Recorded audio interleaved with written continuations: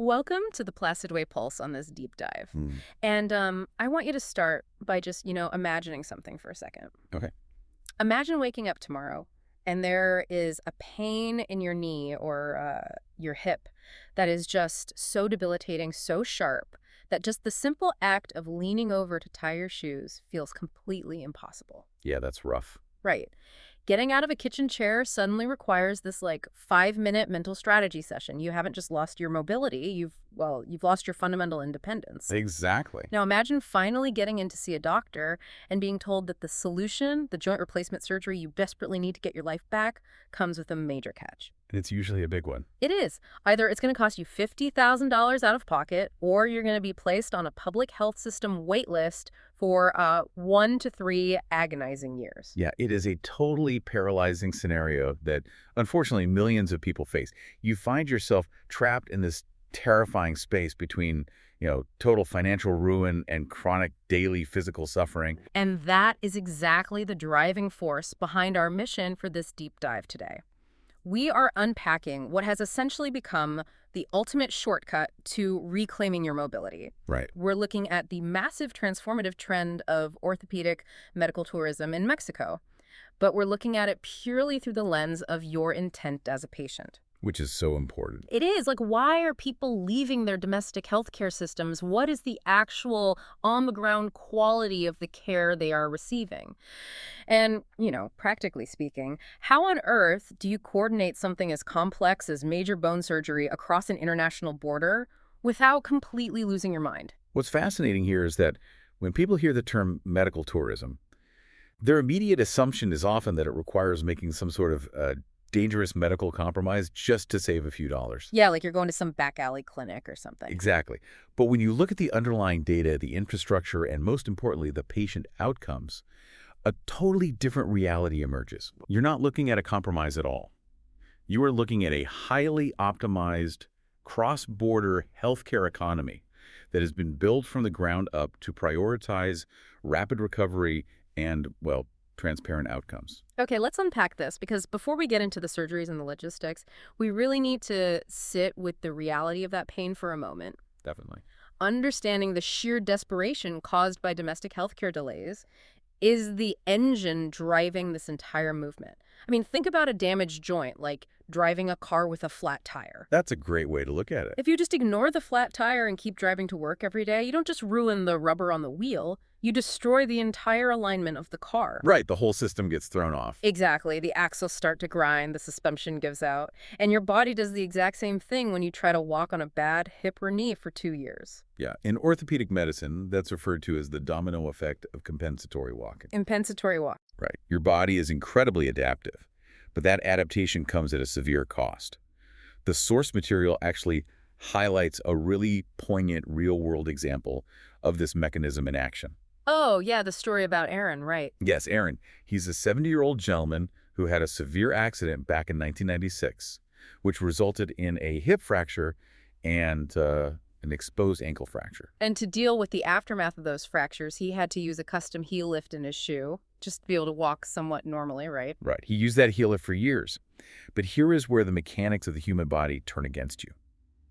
When you artificially alter your natural biomechanics to protect an injured limb... Your healthy side takes the hit. Exactly.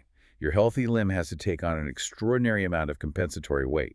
It's not just carrying half your body weight anymore. It's absorbing the shock and torque of your altered gait. Wow. So over the years, that uneven, repetitive mechanical stress placed massive overload on Aaron's good leg. It's the flat tire ruining the alignment. It ruined it so thoroughly that the continuous daily overload caused the cartilage in his left femur to break down at a highly accelerated rate. By 2008, he had developed severe bone-on-bone post-traumatic arthritis in a hip that was never even injured in the original 1996 accident. That is just brutal. And when you reach that point of bone-on-bone arthritis, I mean, the pain isn't just a dull ache in the background, it radiates. It takes over everything. Yeah, your range of motion disappears. Simple daily tasks leave you utterly exhausted. This is where patients hit the absolute breaking point. They turn to their local healthcare system for a lifeline, and instead, they hit a massive, unyielding wall. And depending on the country, it's either a financial wall or a bureaucratic one. Right. For uninsured or even underinsured Americans, The out-of-pocket hospital bills for a total hip replacement can easily range from $40,000 to $60,000. Which is just a catastrophic bankrupting expense for most people. It is.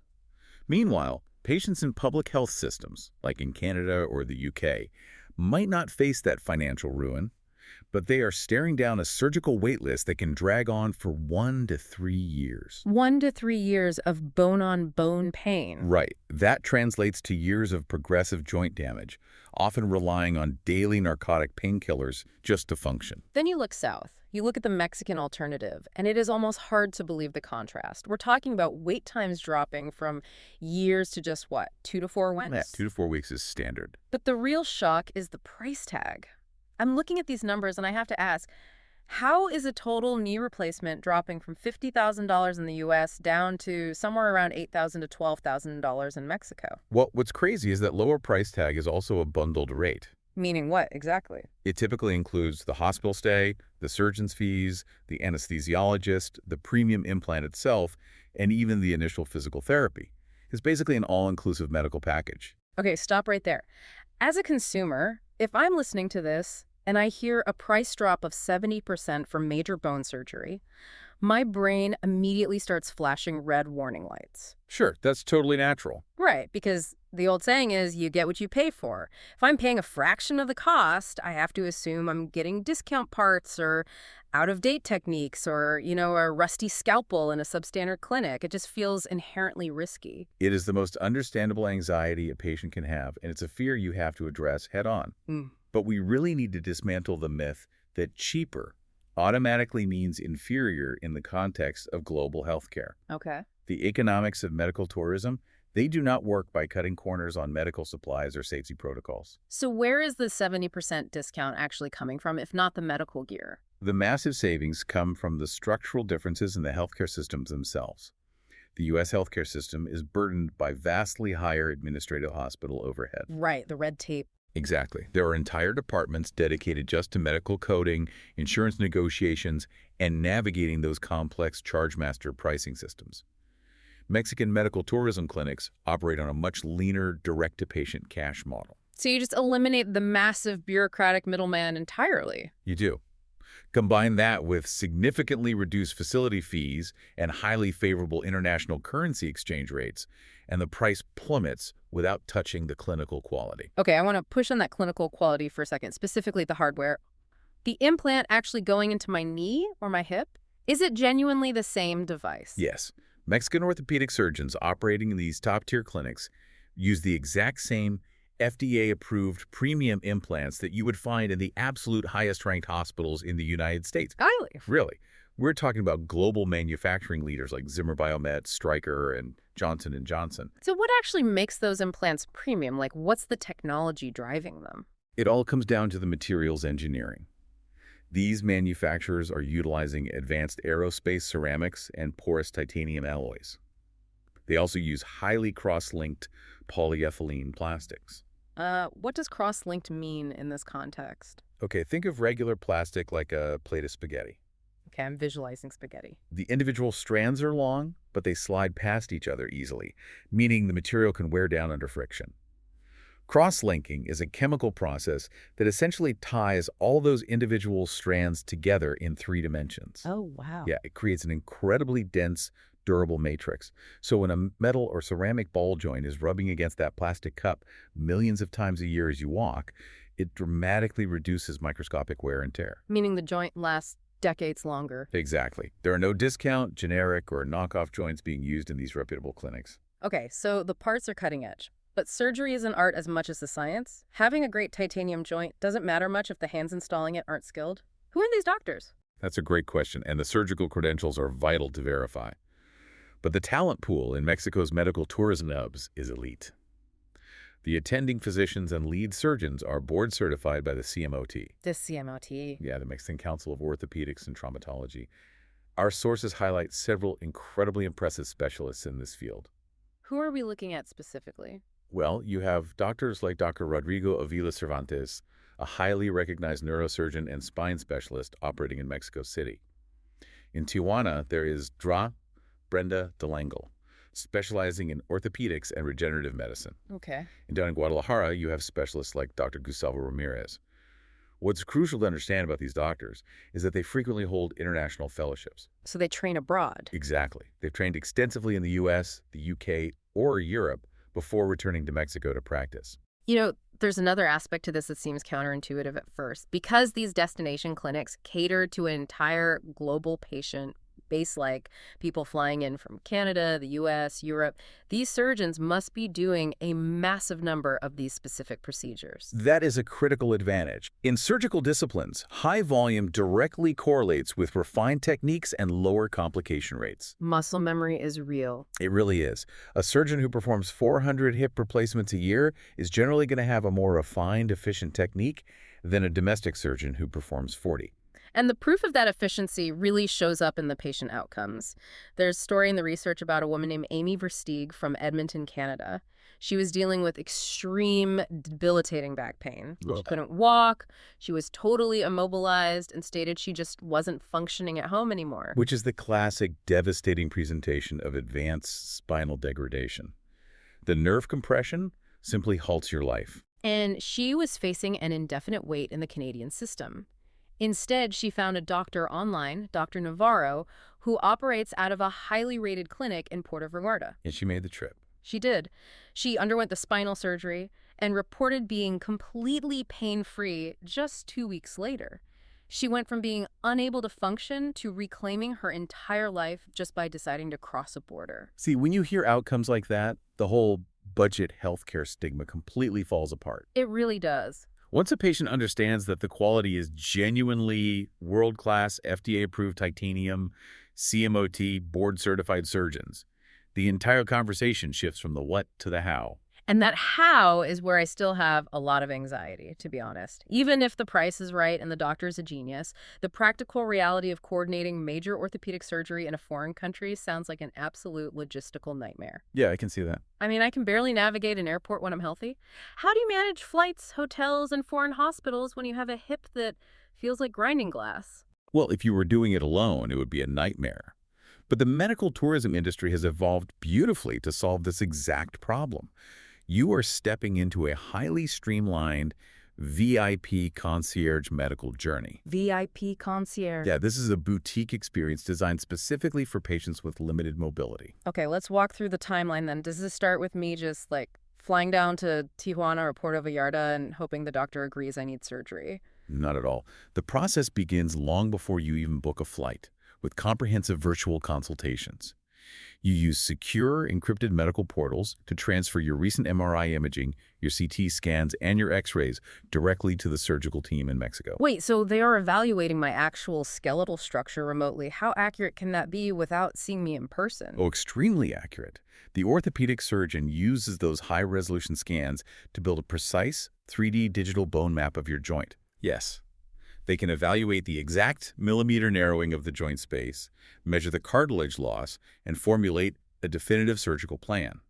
They even select the precise geometric size and model of your artificial implant based on that 3D model. That's amazing. So you know exactly what the procedure will be, the expected clinical outcomes, and the detailed itinerary before you ever leave your living room. That level of preparation is incredible. It feels a bit like booking an all-inclusive resort vacation, but tailored entirely around medicine. It's a very apt comparison. Instead of the package bundling your ocean view room and meals, the medical package bundles the elite surgeon's fees, the anesthesiologist, the titanium implant itself, a private state-of-the-art hospital suite, and your daily physical therapy sessions. All for one price. You pay one transparent, upfront price. There are no hidden specialist copays arriving in your mailbox 6 months later. Which is a massive psychological relief for American patients used to the domestic billing maze. Absolutely. But what about the physical travel? Landing in a foreign airport in a wheelchair sounds daunting. The on-the-ground logistics are entirely managed by dedicated medical facilitators. If you are flying into San Diego to cross the border into Tijuana, for example, the clinic has bilingual medical concierges waiting for you at the baggage claim. They just meet you there. Right there at the airport. Mm-hmm. They handle the VIP airport pickups, the local transportation and specialized medical vehicles, the hotel arrangements for your companion, and all clinical translation services. Your only job is to show up and heal. Speaking of that border crossing at Tijuana or Mexicali, if you've ever driven across that border, you know the wait to get back into the U.S. can be notoriously brutal. It can be. We are talking 3, sometimes 4 hours sitting in a car idling in the sun. Sitting in a cramped car for 4 hours immediately after a knee replacement sounds like absolute torture. From a clinical perspective, it would be highly inadvisable. Sitting stagnant for that long post-surgery severely increases the risk of deep vein thrombosis or blood clots. But the local infrastructure has recognized this bottleneck and solved it. Reputable clinics provide their patients with what's called a medical fast lane pass, known locally as the Carol Medico. A literal fast pass for the international border. Yes, exactly. Yeah. It is a special, formalized permit coordinated with border authorities that allows recovering medical tourists to use a dedicated segregated traffic lane. Wow. It completely bypasses the standard commuter traffic, reducing a potential 3-hour wait down to just 20 or 30 minutes. That's a game changer. It is a massive logistical advantage for these border cities, and it perfectly illustrates how the entire regional economy has optimized itself to prioritize the patient's physical comfort and safety. It's just fascinating how an entire city's infrastructure bends to accommodate the medical tourist. So, okay, you've had the virtual consult, you've enjoyed the concierge service, you've bypassed the border traffic, and you've had the surgery. Right. But anyone who follows orthopedics knows the surgery is just controlled trauma. It's only half the battle. Exactly. The long-term success of a brand new joint or a fused spine depends entirely on the roadmap to recovery and the rehabilitation process immediately following the operation. Let's talk about the environment of that recovery, because it is wildly different from what most of us are used to. Instead of waking up in a sterile, noisy, high-stress domestic hospital, constantly being interrupted by monitors and being rushed out the door to free up a bed. Yeah, that's the standard experience here. Right. But there, you could be recovering in a serene coastal setting, places like Ensenada or Puerto Vallarta. You're looking at the ocean. Your central nervous system naturally downregulates. Your stress levels are lower, which we know scientifically aids in the physical healing process. The environment definitely matters for mental well-being, for sure. But the clinical protocols post-surgery are what truly drive the physical outcomes. Okay, what do those look like? The immediate post-op reality in these Mexican clinics is highly proactive. This is largely because they utilize advanced, minimally invasive, tissue-sparing surgical techniques, meaning the initial trauma to your body is significantly reduced. What does tissue sparing actually mean in the operating room? How is it different from traditional surgery? Well, let's take the direct anterior approach for a hip replacement as an example. Traditionally, surgeons might have to cut through major muscle groups to access the hip joint, which means your body has to heal a massive intentional muscle tear before it can even begin to support your weight again. Ouch. Yeah. In tissue-sparing approaches, the surgeon navigates between the natural fibers of the major muscle groups, essentially pushing them aside rather than detaching or cutting them. Oh, like separating the strands of a rope to get to the center instead of cutting the rope in half? Exactly like that. This drastically reduces intraoperative blood loss and heavily accelerates the initial healing timeline. Because those major muscles remain intact, patients are heavily encouraged and assisted by physical therapists to stand up and begin walking within just 3 to 4 days of the operation. That timeline is wild to me. You get a brand new joint made of aerospace metal installed in your body, and you are walking on it the exact same week. Yeah, and that early joint mobilization isn't a gimmick to get you out of the hospital quickly. It is a strict clinical necessity. Why is that? Getting vertical prevents dangerous postoperative complications like pneumonia and blood clots.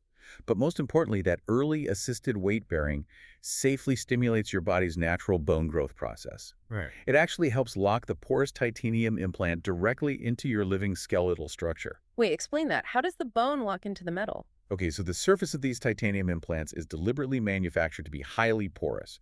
Under a microscope, it looks a bit like a metallic sponge. A metallic sponge. Okay. When you put weight on the joint, it signals your body's osteoblasts, the cells that build bone, to activate.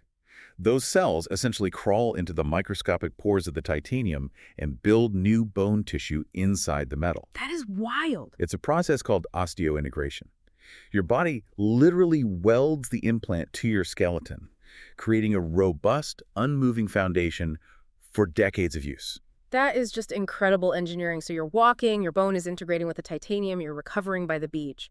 But eventually, the vacation ends. You have to go home. Right, you have to go home. And this is a massive concern for anyone considering this path. What happens when you leave this VIP medical bubble and have to reintegrate into your local healthcare system? Continuity of care is the final critical piece of the puzzle. The best Mexican clinics understand this completely.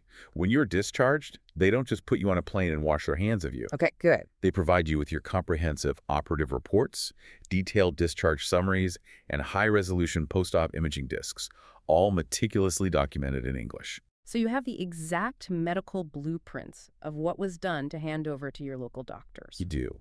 And these clinics strongly stress the absolute necessity of establishing a relationship with a local physical therapist or primary care physician back home before you even travel to Mexico. Oh, so you set it up in advance. Yes, you need that local expert ready to take the baton.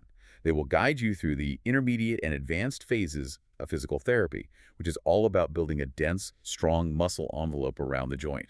That muscle is what will act as a shock absorber for your new hardware over the long term. It's a highly orchestrated handoff, ensuring you are never left entirely on your own. It's a comprehensive system designed to return you to full function. And speaking of full function, that brings us to the end of our roadmap today.